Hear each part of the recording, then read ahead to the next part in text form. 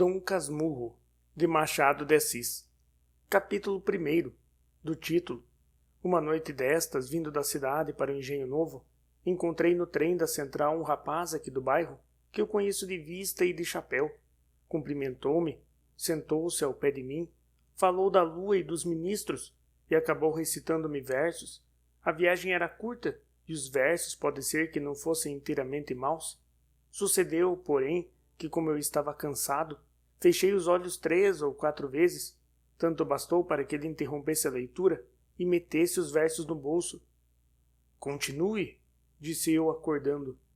Já acabei, murmurou ele. São muito bonitos. Vi-lhe fazer um gesto para tirá-los outra vez do bolso, mas não passou do gesto. Estava amuado. No dia seguinte entrou a dizer de mim nomes feios e acabou alcunhando-me Dom Casmurro. Os vizinhos, que não gostam dos meus hábitos reclusos e calados, deram curso à alcunha que afinal pegou. Nem por isso me zanguei. Contei a anedota aos amigos da cidade, e eles, por graça, chamam-me assim, alguns em bilhetes. Dom Casmurro, domingo vou jantar com você. Vou para Petrópolis, Dom Casmurro. A casa é a mesma da Renânia. Vê se deixas essa caverna do Engenho Novo e vai lá passar uns 15 dias comigo. Meu caro Dom Casmurro, não cuide que o dispenso do teatro amanhã. Venha e dormirá aqui na cidade. Dou-lhe camarote, dou-lhe chá, dou-lhe cama, só não lhe dou moça. Não consultes dicionários. Casmurro não está aqui no sentido que eles lhe dão, mas no que lhe pôs o vulgo de homem calado e metido consigo. Dom veio por ironia, para atribuir-me fumos de fidalgo, tudo por estar cochilando. Também não achei melhor título para a minha narração. Se não tiver outro daqui até o fim do livro, vai esse mesmo. O meu poeta do trem ficará sabendo que não lhe guardo rancor, e com pequeno esforço, sendo o título seu, poderá cuidar que a obra é sua. Há livros que apenas terão isso dos seus autores, alguns, nem tanto. Capítulo 2. Do livro. Agora que expliquei o título, passo a escrever o livro.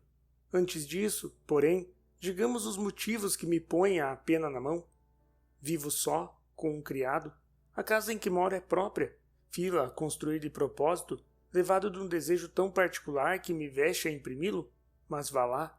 Um dia, há bastantes anos, lembrou-me reproduzir no Engenho Novo a casa em que me criei na antiga rua de Mata-Cavalos, dando-lhe o mesmo aspecto e economia daquela outra que desapareceu. Construtor e pintor entenderam bem as indicações que lhes fiz. É o mesmo prédio assobradado, 3 janelas de frente, varanda ao fundo, as mesmas alcovas e salas. Na principal destas, a pintura do teto e das paredes é mais ou menos igual. Umas grinaldas de flores miúdas e grandes pássaros que as tomam nos bicos, de espaço a espaço. Nos 4 cantos do teto, as figuras das estações, e ao centro das paredes, os medalhões de César, Augusto, Nero e Massinissa, com os nomes por baixo. Não alcanço a razão de tais personagens. Quando fomos para a casa de Mata-Cavalos, já ela estava assim decorada. Vinha do decênio anterior. Naturalmente era gosto do tempo meter sabor clássico e figuras antigas em pinturas americanas. O mais é também análogo e parecido. Tenho chacarinha, flores, legume, uma casuarina, um poço e lavadouro. Uso louça velha e mobília velha. Enfim, agora, como outrora, há aqui o mesmo contraste da vida interior, que é pacata, com a exterior, que é ruidosa. O meu fim evidente era atar as 2 pontas da vida e restaurar na velhice a adolescência, pois, Senhor, não consegui recompor o que foi nem o que fui. Em tudo, se o rosto é igual, a fisionomia é diferente. Se só me faltassem os outros, vá. Um homem consola-se mais ou menos das pessoas que perde, mas falto eu mesmo, e esta lacuna é tudo. O que aqui está é, mal comparando, semelhante à pintura que se põe na barba e nos cabelos, e que apenas conserva o hábito externo, como se diz nas autópsias. O interno não aguenta tinta. Uma certidão que me desse 20 anos de idade poderia enganar os estranhos, como todos os documentos falsos, mas não a mim. Os amigos que me restam são de data recente. Todos os antigos foram estudar a geologia dos Campos Santos. Quanto às amigas, algumas datam de 15 anos, outras de menos, e quase todas creem na mocidade. 2 ou 3 fariam crer nela aos outros, mas a língua que falam obriga muita vez a consultar os dicionários, e tal frequência é cansativa. Entretanto, vida diferente não quer dizer vida pior. É outra coisa. A certos respeitos, aquela vida antiga parece-me despida de muitos encantos que lhe achei, mas é também exato que perdeu muito espinho que a fez molesta e, de memória, conserva alguma recordação doce e feiticeira. Em verdade, pouco apareço e menos falo. Distrações raras. O mais do tempo é gasto em hortar, jardinar e ler. Como bem e não durmo mal. Ora, como tudo cansa, esta monotonia acabou por exaurir-me também. Quis variar e lembrou-me escrever um livro. Jurisprudência, filosofia e política acudiram-me, mas não me acudiram as forças necessárias. Depois, pensei em fazer uma história dos subúrbios, menos seca que as memórias do padre Luís Gonçalves dos Santos, relativas à cidade. Era obra modesta, mas exigia documentos e datas, como preliminares, tudo árido e longo. Foi então que os bustos pintados nas paredes entraram a falar-me e a dizer-me que, uma vez que eles não alcançavam reconstituir-me os tempos idos, pegasse da pena e contasse alguns. Talvez a narração me desse a ilusão, e as sombras viessem perpassar ligeiras, como ao poeta, não o do trem, mas o do Fausto, aí vindes outra vez, inquietas sombras? Fiquei tão alegre com esta ideia que ainda agora me treme a pena na mão. Sim, Nero, Augusto, Massinissa e tu, grande César, que me incitas a fazer os meus comentários, agradeço-vos o conselho e vou deitar ao papel as reminiscências que me vierem vindo. Deste modo, viverei o que vivi e assentarei a mão para alguma obra de maior tomo. Eia, comecemos a evocação por uma célebre tarde de novembro que nunca me esqueceu. Tive outras muitas, melhores e piores, mas aquela nunca se me apagou do espírito. É o que vais entender, lendo. Capítulo 3.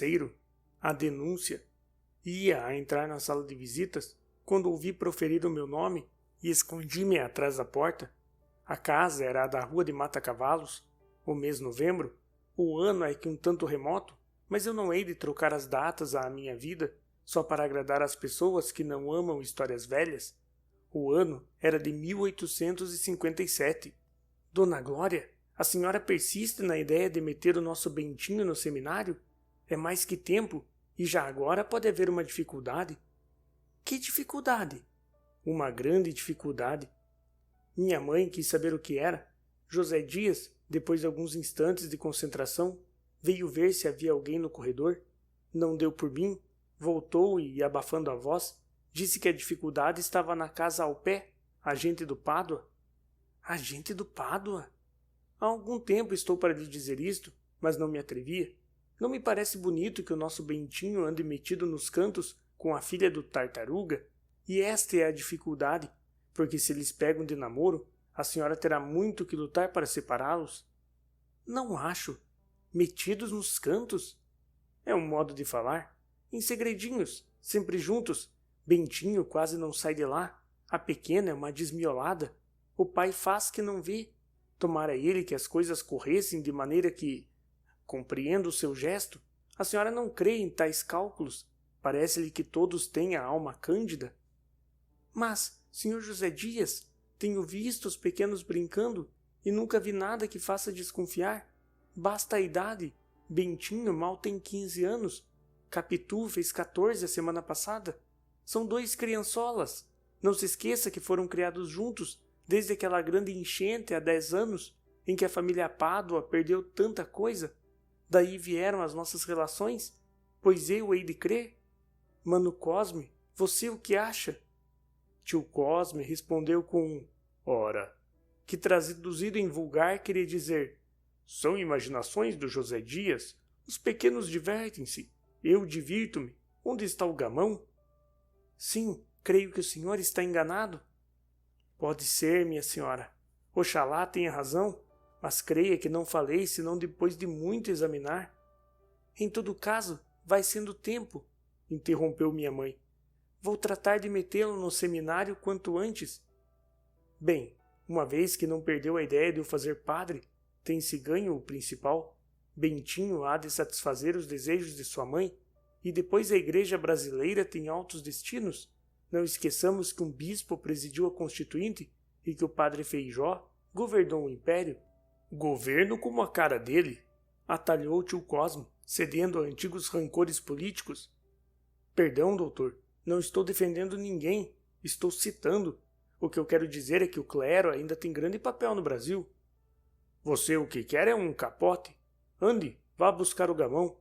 Quanto ao pequeno, se tem de ser padre, realmente é melhor que não comece a dizer missa atrás das portas. Mas, olhe cá, mana Glória, há mesmo a necessidade de fazê-lo padre? É promessa, há de cumprir-se. Sei que você fez promessa, mas uma promessa assim, não sei.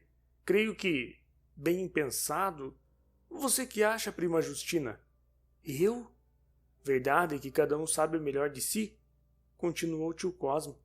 Deus é que sabe de todos. Contudo, uma promessa de tantos anos. Mas o que é isso, mana Glória? Está chorando? Ora essa, pois isto é coisa de lágrimas. Minha mãe assoou sem responder. Prima Justina creio que se levantou e foi ter com ela. Seguiu-se um alto silêncio, durante o qual estive a pique de entrar na sala, mas outra força maior, outra emoção, não pude ouvir as palavras que o tio Cosmo entrou a dizer.